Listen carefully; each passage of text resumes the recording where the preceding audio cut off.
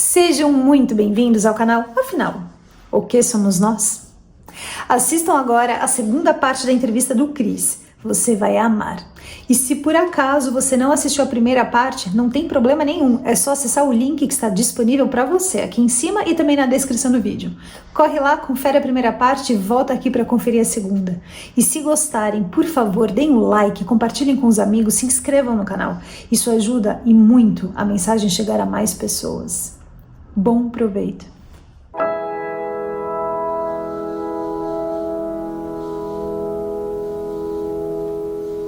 Sua experiência é riquíssima.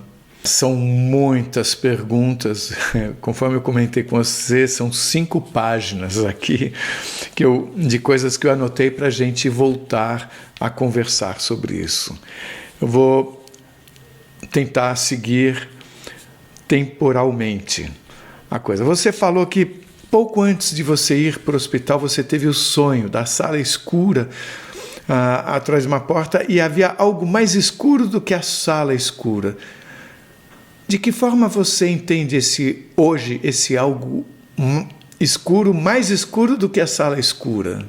A morte. Era a morte. Mas a morte tinha uma forma? Ou como se fosse, mal comparando, uma nuvem muito escura, assim, uma tempestade muito feia, assim. E minhas convicções, tá? Aí, baseado em quê? Em nada, na minha convicção, né? Tô compartilhando com você.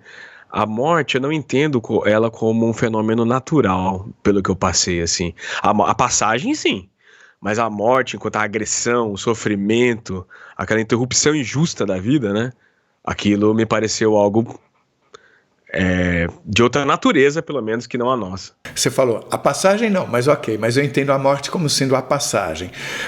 Você se refere a formas sofridas de passagem, você não considera natural, é isso? Sinceramente, Carlos, eu não tenho uma opinião fechada sobre isso. Eu tenho certeza. Não tenho, eu não sei até. Mas assim, fazendo um recorte do que eu vi ali, do meu sentimento, não, era algo muito ameaçador, né? Um predador vindo, assim. Algo muito brutal, feio, né? E forte, potente, né? Algo mais escuro do que numa sala escura que eu tava, né? Algo muito, muito, muito brutal, eu diria. Se é mal ou bom, não sei. Talvez nem seja o caso, né? Mal ou bom, não sei. Mas brutal. Extremamente brutal. Mas, falando no geral, ok, você morreu, você passou para lá e você voltou. E você se colocou em alguns momentos como sendo um cara cristão. Como cara cristão, você, em algum momento, pode ter imaginado que seria morrer. A sua experiência gerou surpresas com relação ao que você imaginava que seria? Surpresas positivas. Eu não vi contradição, mas um aprimoramento do que eu já imaginava. É como se na escola, no primeiro ano, a professora, a cegonha vem, não sei o que, põe a sementinha, não sei o que da mãe, beleza, não tá errado, né? É uma forma. Só que quando você vai ficando adulto, você vai entendendo melhor as coisas, né? E entende no detalhe como é que criado um ser humano aqui na Terra, né? Talvez seja o caso ali. Aquilo me reforçou, até me referi à questão do batismo, né? Pra você ter uma ideia. Acho que as pessoas jogam para uma coisa tão cotidiana e corriqueira humana, não menosprezando esse entendimento, mas eu tô dizendo, isso aí tem eco lá em cima, coisas muito, né, essa questão de morrer, de se tornar do nome no livro, né, não desmerecendo outras religiões e outras maneiras de entender isso, porque acredito que são todas muito, muito nobres e válidas, ainda mais depois do que eu passei, justamente, né, porque a gente percebe que a gente tem uma tradução, mas agora isso me fez até, Carlos, me tornar uma pessoa mais religiosa, mais conectada, que eu falei, puxa vida, então tem algo do outro lado mesmo. Tá, mas pelo que você está falando, eu sinto que você pode ter se sentido mais religioso na sua volta, porém, ao mesmo tempo, mais acolhedor de outras religiões, está correto? Mas com toda a absoluta certeza. Com toda a absoluta certeza, porque até na minha, cara, eu não fico constrangido, até na concepção cristã, tem muitas coisas que a gente traduz aqui no mundo, na Terra, que você fala, isso aí é cegonha, você tá falando, não vou ficar brigando com a galera, né? Mas você fala, não, mas essa é uma tradição muito pequena para algo que lá em cima é muito maior, né? Não tô falando, não vou julgar nem os cristãos, nem os não cristãos, né? Aí você volta muito mais acolhedor, que você fala, gente, tá todo mundo errado. Com relação ao sonho, você falou de início que você teve sonhos extremamente longos. É interessante que você tem vários estágios nessa sua experiência, né? Eu estou colocando aqui o sonho extremamente longo, eu já estou colocando o sonho que você teve antes como uma espécie de informação para você. Aí você, quando começou de fato a experiência, você falou de sonhos extremamente longos, onde você sentia que você tinha emprego, que você reencontrou o avô, você tinha cidade, quer dizer, você via pessoas que você conhecia daqui, que já tinham passado. Aproveito e pergunto, você encontrou também pessoas durante esses sonhos que estavam vivas, que estão vivas hoje? Sim, encontrei. Curioso. Sobre isso, eu acho que esse é o ponto mais legal até do papo, viu, Carlos? Porque o que eu acho, depois de tudo? Eu acredito que parte desses sonhos foram, com todo respeito, né, alucinações do meu cérebro. Parte. Por quê? Porque eu tava quase morrendo e o cérebro tem mecanismo de tentar te entreter ali, inclusive, durante aquele período que você tá paralisado. Isso não anula a questão, vamos dizer, espiritual, paranormal, ou como queiram definir aí, essas experiências fora da casinha. Elas se coincidem com projeções, cada um com o seu repertório, né? Então, eu gosto do caso do Thomas porque ele viu uma coisa, eu vi outra, mas o fato em si aconteceu, a conexão aconteceu. Sim, mas a coisa do Thomas foi mais tarde, em outro estágio. Ah, tá, nesse estágio mais que antecede tudo isso. Nesse estágio em que você vivia numa cidade, você tinha profissão, coisas aconteciam. Eu encontrei meu avô, por exemplo, encontrei minha avó tá viva até hoje. Agora, eu já vi outros relatos em que as pessoas interagem com vivos e mortos. Só para trazer essa informação aqui. Você fez um comentário sobre a capacidade do nosso cérebro e eu falo para você, isso é uma coisa que eu estranho que as pessoas imaginem um cérebro quase como sendo um ser à parte que tem capacidade sobre nós. Sabe? Não, isso é coisa do meu cérebro. Mas espera aí, tem algo fora eu? Tem eu e meu cérebro? Eu pergunto, você de fato acha que o cérebro pode criar coisas lúcidas, com histórias lúcidas, como você comentou, de você viver numa cidade, encontrar pessoas, ter famílias, ter emprego? Você acha que isso pode ser mera construção do seu cérebro? Eu adorei essa pergunta, porque eu acho que ela é o X da questão, Carlos. Talvez, antes dessa experiência, eu achava isso. Hoje, eu acho o contrário. Na verdade, como eu enxergo o nosso cérebro, e eu não sou pesquisador, não sou estudioso disso, eu só vivi essa experiência e vou falar aqui baseado nas minhas impressões pessoais. Eu entendo o cérebro como um rádio, um receptor, nada mais. Nada mais. O cérebro, ele pega, imagina que está vindo informação para nós do universo inteiro agora. Do universo inteiro está chegando informações, de toda a natureza, né? E ele organiza essas informações para mim, para você, para a gente conseguir se comunicar nesse nível aqui de vivência, né? O que já é muito surreal, porque eu tô vendo a minha imagem na minha webcam, no computador, a sua, a gente não tá no mesmo lugar, então assim, já é o que a gente tá vivendo aqui já é um negócio esquisito, né? E o nosso cérebro tenta organizar, e a gente tá conversando aqui praticamente em tempo real, coisa que há 100 anos atrás ninguém imaginaria ser possível. Aí eu entendo o nosso cérebro como receptor de informação, um tradutor. Então, quando ele me coloca, por exemplo, abrindo o vinho para o Thomas, é a forma, o abecedário que ele tem de imagem, traduzir uma experiência, talvez aí pode-se dizer espiritual, paranormal, metafísica, quântica, que ele, para conseguir até contar para mim, é traduzida pelo cérebro dessa forma. Para mim, traduziu de outra forma, eu subi a colina e encontrei com ele no topo da colina. A questão é que isso não invalida algo muito maior aí que eu quero dizer, que o nosso cérebro nem pegou. A gente, para eu te contar, eu conto dessa forma. Mas a questão é que, para além da projeção, para além da forma como ele... Aí eu posso estar errado, né, Carlos? Mas é a forma como eu tento entender. A questão é que eu o encontrei. Num outro plano ali, conversei com ele, passei uma mensagem, ele passou uma mensagem, e a gente se falou. E o nosso cérebro, de maneira humilde, com o nosso abecedário pequeno, tenta transformar isso numa história para que eu pudesse contar para você. Talvez seja até um instinto evolutivo. Agora, ele não é a gente. Ele é um mero transmissor. Eu já falei isso algumas vezes, peço até perdão para quem me ouvir. Mais uma vez falando do Dr. Eben Alexander no livro Uma Prova do Céu. No final dele, ele faz um comentário que não é dele, mas uma outra pessoa falou e ele repete no livro. E é interessante que ele é neurologista, sabe? Era totalmente cético, aí ficou em coma por 7 dias por causa de uma meningite bacteriana e voltou com uma história, né, maravilhosa nesse livro que eles intitulado em português Uma Prova do Céu. E ele diz que o cérebro é uma espécie de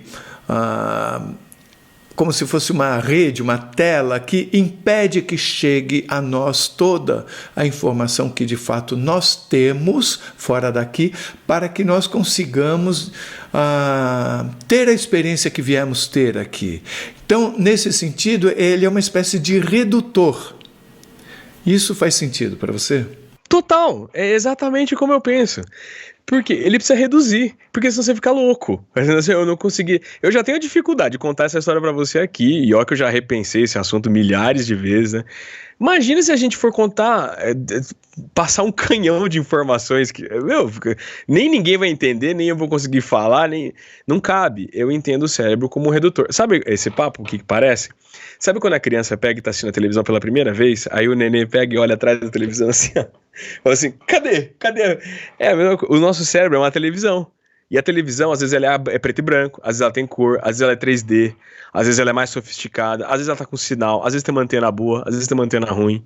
E isso implica, né, na forma como é registrada uma memória, por exemplo, certo? Tem gente que tem uma resolução, tem gente que tem outra, né? E eu não acredito que há diferenças entre seres humanos, mas, assim, a forma como cada um aprendeu.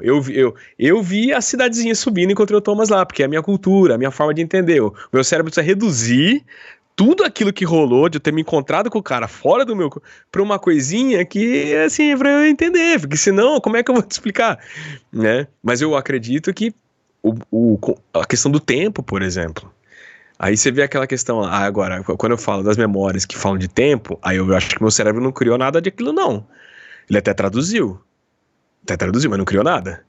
Quando você fala que você morava numa cidade, você tinha família, tinha trabalho, tinha um dia a dia, isso inevitavelmente me faz pensar num assunto que eu mesmo fico totalmente perdido quando olho para essa questão, mas eu não posso fugir de pensar sobre ela, mesmo que eu hoje não entenda nada, que seria uma possível realidade paralela. Você em algum momento pensou nisso? Penso muito sobre isso, Carlos, penso muito. E aí, entendendo o cérebro, como você acabou de me falar, como um redutor, então eu fico pensando, cara, então essa realidade que eu estou vivendo aqui pode ser uma redução de outras tantas que podem existir, né? E eu não consigo contra-argumentar sobre essa possibilidade. Eu tenho percebido muito uma espécie de alcance maior do que eu pensava que haveria nessa realidade extrafísica dos conceitos trazidos pela física quântica, que colocam o futuro. Isso, pelo menos, é a forma como o Amit Goswami ele formaliza. O futuro são possibilidades, sabe? Então, quando o futuro vira o momento presente, é o momento em que aquela possibilidade vai colapsar, como se existisse somente o momento presente. Então você tem... E o passado é uma lembrança, em parte, né? Tipo, se você perdeu uma perna, você perdeu a perna, não é só uma lembrança. Vamos dizer aqui, tem uma consequência que chega até o momento presente. Porém, a forma como você lida com o acontecimento do passado também tem várias possibilidades. Você pode modificar, e quando você modifica o seu sentimento em relação a algo que aconteceu no passado, de uma certa forma você está mudando o passado, porque parte do passado é a lembrança. Então, quando você fala do sonho, da possibilidade de uma vida paralela e tudo mais, eu fico pensando, existem realidades paralelas, ou você acessou possibilidades de futuro também aqui? Acho que os dois. A existência de realidades paralelas eu acho incrível, eu não sei de que forma, mas porque assim, a gente tá sintonizado numa frequência aqui, né? Mas, por exemplo, eu me comuniquei com meus amigos fora dessa frequência e aconteceu, né? Agora, a questão de vislumbrar futuros aqui também acho muito plausível. E acho que a gente tem essa capacidade de acessar essas diferentes ramos do rio, né? Que podem acontecer. Eu acho que tudo pode existir em potencial. E por algum motivo, colapsa, né? Você, quando se sentia nesse sonho longo, tendo uma vida normal e tudo mais, você se sentia tão lúcido quanto você se sente aqui? Totalmente, cara, totalmente. Eu ainda pensei hoje de manhã, tava tomando café aqui sozinho aqui em casa, e eu tinha até, ao olhar, né, eu olhei minha agenda, vi que tinha, eu falei, que legal, hoje é o dia de eu falar com o Carlos. E aí eu tava tomando café, um pouco antes de olhar a agenda, então eu tava se acordando. Aí eu lembrei disso, falei assim, cara, a diferença desse momento que eu tô vivendo para o outro é zero. É zero. Tanto que me custou um tempo até eu acreditar que aqui era sério. Eu falei, mano, eu voltei aqui, não voltei nada. Daqui a pouco vai mudar de canal de novo, eu vou ter que acordar em outro lugar. Aí a hora que eu vi que estabilizou, entendeu? Que, por exemplo, essa experiência que eu tive na cabana, morando com os caras falando inglês, me parece tão real quanto eu tô falando com você aqui agora. Eu lembro deles, ele falou assim, não se fala guerra ia ficar bêbado, você tá errado. Eu lembro como se fosse um papo de amigos. Independentemente da família com quem você vive, do país onde você vive, da língua que você fala, tanto lá quanto aqui, em todas essas situações, você sentia ser a mesma essência. A mesma essência, perfeito. Não a mesma pessoa, mas a mesma essência me parecia um bom termo. Essa noção do eu, né? Isso.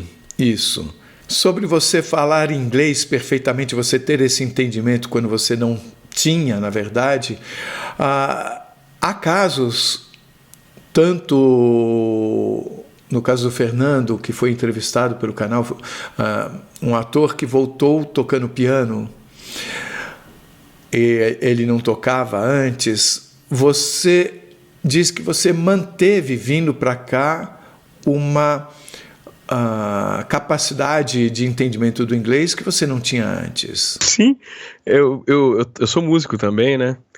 E curiosamente, Carlos, eu ainda não tenho inglês fluente, mas talvez por conta da minha insegurança. Porque assim, eu voltei, daí eu comecei a assistir filme em inglês e comecei a entender, cara. E eu acho barato. E assim, é uma coisa bizarra, cara. Bizarra, porque o meu inglês, como eu te disse, era nível 3. Eu não conseguia entender uma música, ouvir uma música e entender, por exemplo, do nada, se uma música desconhecida.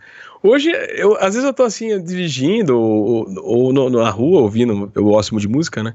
Aí eu falo, caramba, eu tô entendendo a letra. Conseguiria até escrever o que o cara cantou. Não sei se teve a ver, não sei se... sei lá. Mas é fato que eu ganhei facilidade. Mais para frente você comentou sobre o aumento da sensibilidade também das pessoas, com relação ao sentimento das pessoas. Onde você estava, havia uma comunicação que não era verbal, até porque não existe o corpo físico da forma como existe aqui. Então, ou era telepatia, ou era download, da forma que for. Ou seja, eu às vezes penso que é uma comunicação por vibração, por sentimento, algo assim. Você acha que essa sua capacidade de perceber o sentimento de alguém depois da sua volta é como se você tivesse um resquício de um dom que você experimentou lá? Sim, Eu definiria exatamente assim. Eu só teria uma certa reserva com o nome Dom, embora eu concorde com ele, porque eu acho que qualquer um, mesmo sem EQM, consegue. A questão é que com EQM, aquilo é tão brutal, né? Assim, tão, brutal não, é tão extremo, eu diria, né? É a última linha da consciência desse plano entre uma outra, né? Então, aí você acessa mais rápido, claro. Então, assim, às vezes eu até vejo alguém falar alguma coisa, algum projeto, assim, e aí eu lembro dessa concepção de não ter passado, presente. Eu olho assim, eu fico assim, não, essa pessoa tá falando um negócio que não vai acontecer. Eu fico assim, ó, não. E é um feeling, eu fico assim, não. Ou assim, uma decisão, às vezes uma pessoa toma uma decisão egoísta, uma decisão má, eu fico assim, o que você tá fazendo não tá alinhado com o pessoal lá de cima. Mas vai, beleza, boa sorte. A Érica Guarnieri, na sua entrevista para nós, quando eu fiz não fui eu, foi o Dr. Edson Amâncio que fez uma pergunta sobre esse que chamamos aqui de dom, ela deu uma resposta muito interessante. Ela falou como se não fosse algo novo, e sim como se fosse algo sempre existente, mas que ela nunca tinha olhado para aquilo. É como se a experiência fizesse com que ela percebesse algo que, na verdade, sempre existiu. Você percebe pelo sonho que eu tive antes da UTI, né? Teve um outro fato interessante, antes de eu ser internado, eu estava justamente nessa roda de amigos, né? Porque durante a pandemia a gente não podia sair, confesso que não, mas era bem naquela época, abriu, vacinamos, aí tal, beleza. Eu encontrei duas amigas, né, que são irmãs, inclusive. E eu falei para elas assim, eu falei, olha, se eu ficar mal do coronavírus e for internado e quase morrer, são duas enfermeiras, né? Eu só aceito que vocês que vão cuidar de mim. Daí elas, você tá louco, Cris? Tipo, tá viajando? Aí eu falei, mas já era um feeling para o qual eu não tinha olhado. Aí olha que curioso, Carlos. Nesse dia, exatamente nesse dia, eu lembro que essas meninas falaram, eu toco gaita, né? Toca aquela música na gaita. E eu toquei. E eu fiquei emocionado nesse dia. Eu toquei a gaita e fiquei emocionado. E eu cheguei em casa, eu juro pra você. Eu falei comigo mesmo, pra dentro, assim. Eu falei, nossa, eu tive a impressão que foi a última vez que eu toquei gaita na vida. Pois quase foi. Então pra você ver que já era um feeling. Aí soma isso ao sonho. Eu simplesmente falei assim, nossa, eu tive... Se eu salvo engano, eu falei até pra essas meninas, eu falei, nossa... E é uma coisa que a gente não fala, né? Não tem porquê. Qual seria a razão de falar? Nossa, foi a última vez que eu toquei gaita na vida. Olha aqui.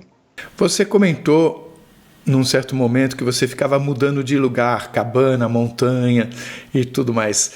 Então, eu pergunto sobre a relação com o espaço. Existia alguma coisa do tipo, como já foi comentado em outros relatos, de eu estou interessado, o que é aquilo? E aquilo de repente se aproxima de mim, ou eu me aproximo daquilo?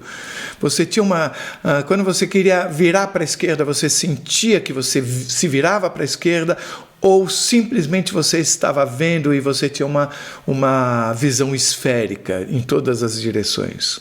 Nessas mudanças de espaço, quando eu mudava, eu não sentia diferença nenhuma para o que eu tenho agora. Assim, conseguia olhar, andar, me movimentar.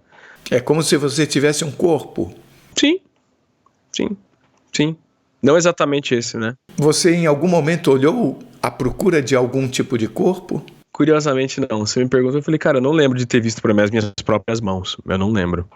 Mas você sentia tato quando você estava em algum lugar? Você sentia o pé no chão? Eu creio que sim, porque eu tinha até sensações de angústia, medo, enjoo, eu tinha, frio. Nos vários momentos, ou teve algum momento em que você só sentiu paz, pertencimento?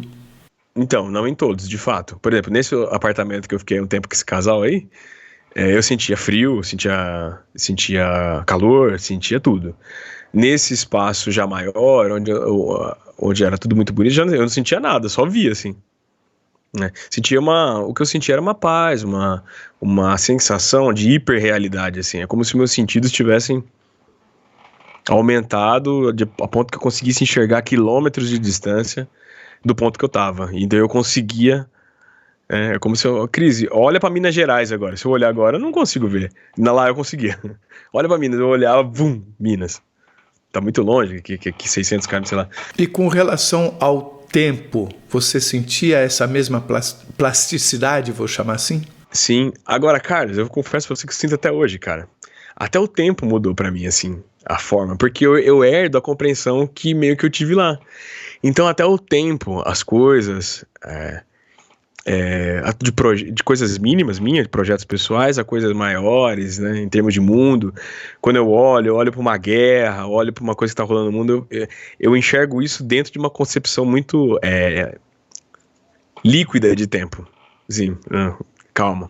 Me explique um pouco melhor a sua compreensão líquida de tempo. É como se você pegasse um livro, assim, não tenho um livro na mão agora, e conseguisse dar uma olhadinha assim nas páginas seguintes, assim, sabe? Mas ao mesmo tempo, pelo que você falou e outras pessoas falaram, faz sentido você pensar que essas páginas que você deu uma olhadinha para frente, existem várias versões possíveis e páginas para frente? Perfeito, eu entenderia exatamente assim. Eu não acho que tá tudo... É curioso, porque ao mesmo tempo que eu acho que tá tudo escrito.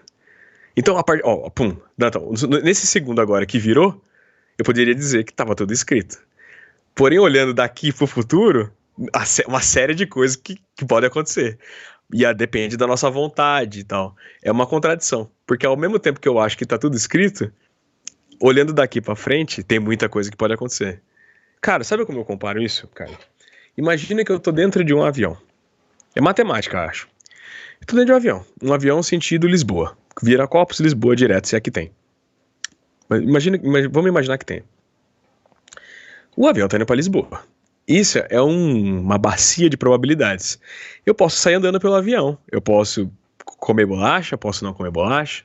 Posso virar pra trás e conhecer mais uma pessoa que tá ali atrás de mim. Posso, de repente, levantar e conhecer o piloto no final da viagem. Posso ir no banheiro agora, posso ir daqui a pouco. Mas a probabilidade de eu conseguir sair do avião é muito baixa. Porque eu teria que ter de um evento muito extraordinário para conseguir romper aquele rol de possibilidades que estão ali embutidas. Assim eu entendo a nossa vivência aqui. Então a gente está num negócio que tem uma tendência maior. E dentro dessa tendência maior cabe muita coisa. Aí a gente faz o que se quiser. Né? É difícil a gente romper uma tendência maior. Por isso que há momentos que eu falo assim, cara, essa pessoa tá indo contra um bagulho que... Entendeu? Há coisas que não prosperam. Né? Parece que aquele sucesso imediato, eu percebo, assim, eu olho e falo, não, essa pessoa tá indo contra a maré, meu. Entendeu? Agora, a favor da maré, meu, muita coisa. Ixi. Então você pode andar, você pode ligar o ar, desligar o ar do avião. Agora a questão é que daqui 12 horas provavelmente todo mundo desce em Lisboa. A não ser que você faça algo muito extraordinário. Né? Você põe uma bomba no avião, pule de paraquedas, mas isso é extraordinário. A questão é que também coisas extraordinárias acontecem, como a minha. Quando eu perguntei para um médico esses dias, logo depois que eu saí da UTI e outras vezes depois, né, por isso. Falei, qual que era a probabilidade de sobreviver? Ele falou, Cris, era bem baixa. Aí, eu conheci um monte de médico depois, né? Cris, eu como médico, plantonista, aqui, ó, falar pra você que seu caso aí é 1 em 100, é a mesma coisa, por isso que eu gosto da metáfora do avião. Assim, Cris, teve um médico que falou assim pra mim, ele falou dessa forma, ele falou, o que aconteceu com você? É a mesma coisa de um avião com 150 pessoas cair e você acordar vivo. Ele falou, é a mesma probabilidade. Eu falei, sério? Ele falou, Cris, você teve coronavírus, depois você pegou um quadro de sepse, seu pulmão foi colonizado.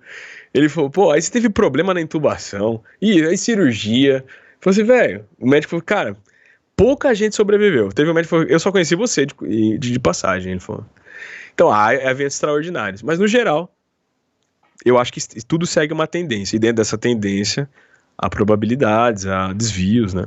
Por conta disso, você acredita que essa experiência em você, essa experiência de quase morte tão longa e cheia de estágios, ela teria sido causada em você com alguma função, ou de você entender alguma coisa, ou de você repassar a pessoas informações?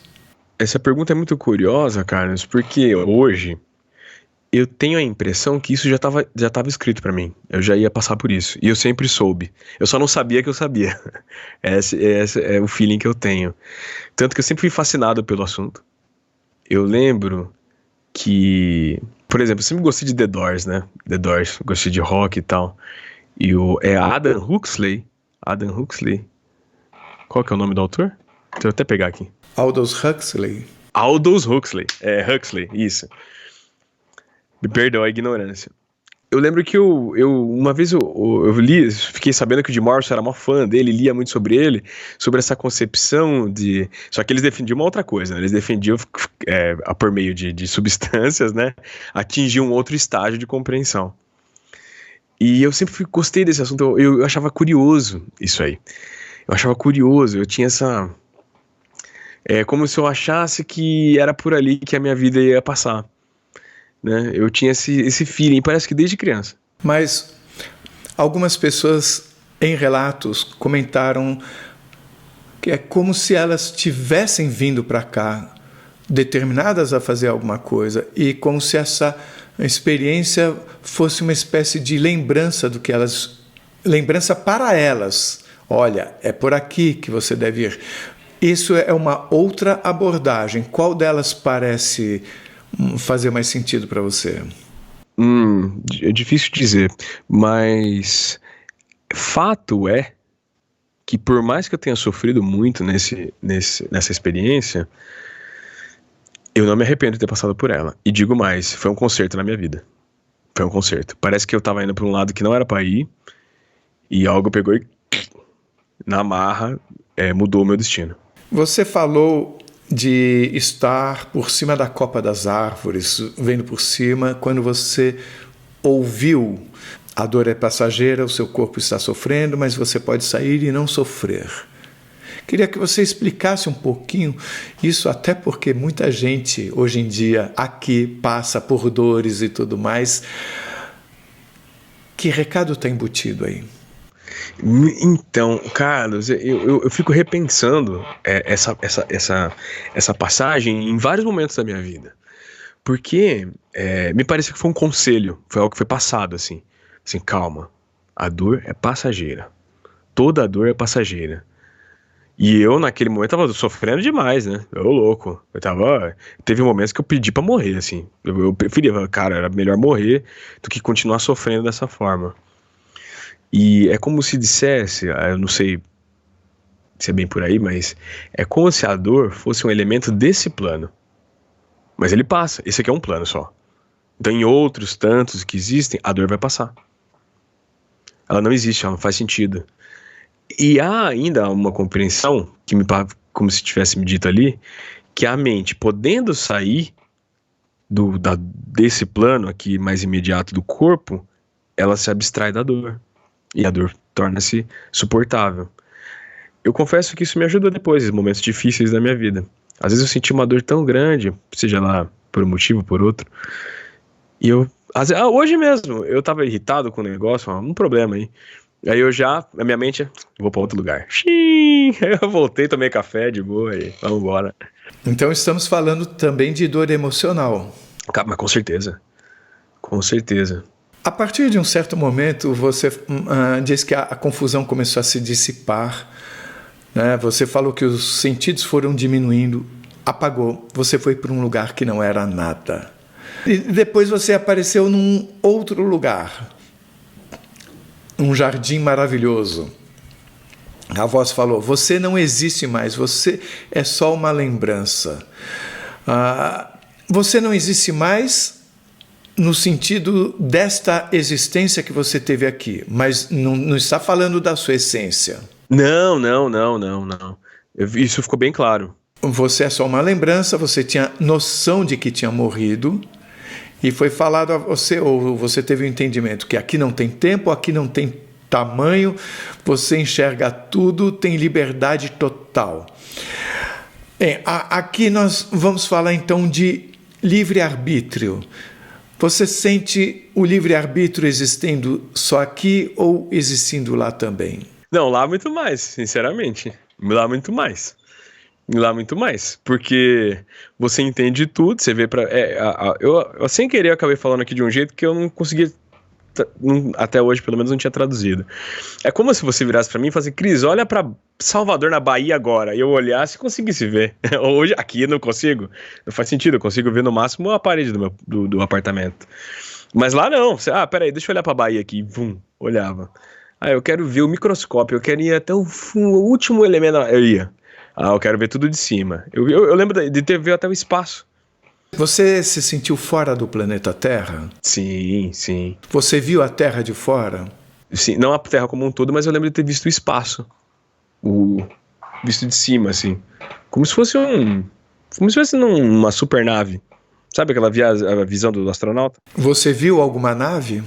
Não vi nave. Você viu algum outro planeta? Não. Eu tenho a impressão que esse lugar que eu tava não era a Terra, tá? Porque a atmosfera era diferente, as plantas eram diferentes, a composição, a botânica era diferente. Você está falando desse jardim maravilhoso onde você esteve? A botânica era diferente. E você não viu pessoas nesse lugar? Viu sim, né? Depois da casa, tal, eu vi. Mas nesse momento específico, não.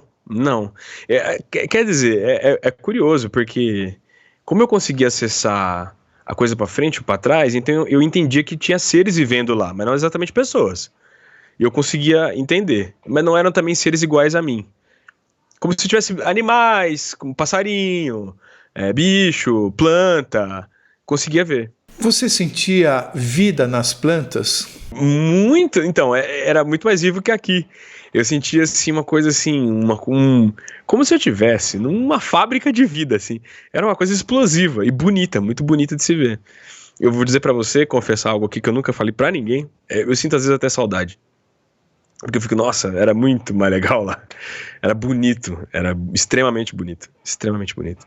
Preciso fazer um parênteses aqui. Carlos, eu nunca contei isso pra ninguém. Eu, aos 14 anos, tive um sonho que foi muito parecido com o que eu vi na UTI, tá? Agora isso me vem à lembrança agora. Na verdade, eu tive 2 sonhos muito semelhantes. E o lugar que eu vi quando eu tinha 14 anos era esse mesmo que eu vi desse negócio da lembrança e tal. Então, para responder a uma pergunta anterior sua, né? Sobre essa. Então, parece que eu vinha vindo sendo preparado para o que ia acontecer comigo aos 30 e tantos anos, né? Olha que gozado. Ou seria uma lembrança de um lugar onde você já teria estado antes? Pode ser. Mas isso veio só quando eu falei, não é algo que tenha surgido em você antes? Não, isso não chegou a vir na minha cabeça, não. E depois que eu falei, como é que soa isso? É só uma possibilidade teórica ou é algo que, uau, com certeza é isso? Não, eu não tenho a sensação que com certeza é isso. Me pareceu uma informação mesmo, assim. Uma coisa assim, fica sabendo isso aí, vai ser importante, algo assim. Eu percebo vários estágios. Você teve aquele sonho com a coisa escura, depois você teve a questão da vida que parecia uma coisa que você ficou na dúvida, será que isso era até uma alucinação ou não, mas só que tem informações bem precisas. Aí a confusão se dissipou e eu chamaria isso de um terceiro estágio. Você foi então para uma casa que era cor bordô, onde você, de repente, voltou a ter corpo, voltou a ter espaço, e a voz falou, aqui é uma casa onde todos vêm, toda a sua vida está aqui, você pode conferir, e a questão da televisão, onde você viu você poderia conferir momentos da sua vida. Bem, isso me faz pensar no filme da vida, que algumas pessoas comentam. Eu pergunto, você, ao ver essa TV, você escolhia o que você assistia ou havia uma escolha feita por alguém para você ver ou cenas que eram importantes na sua vida ou que eram difíceis na sua vida? Havia alguma escolha nas cenas que você via nessa TV? Carlos, curioso isso. No momento que eu estava lá, me pareceu aleatório. Até porque eu não fiquei muito interessado em ficar revendo minha vida, não. Eu meio que não era obrigado a ver. Mas tava lá. Eu tava lá. Eu fui informado que tava tudo lá. Então eu vi alguns pedaços, assim. Mas me pareceu um pouco aleatório. E na medida que eu quisesse. Não era algo obrigatório, sem dúvida. Ninguém falou, assiste isso aqui, veja aí.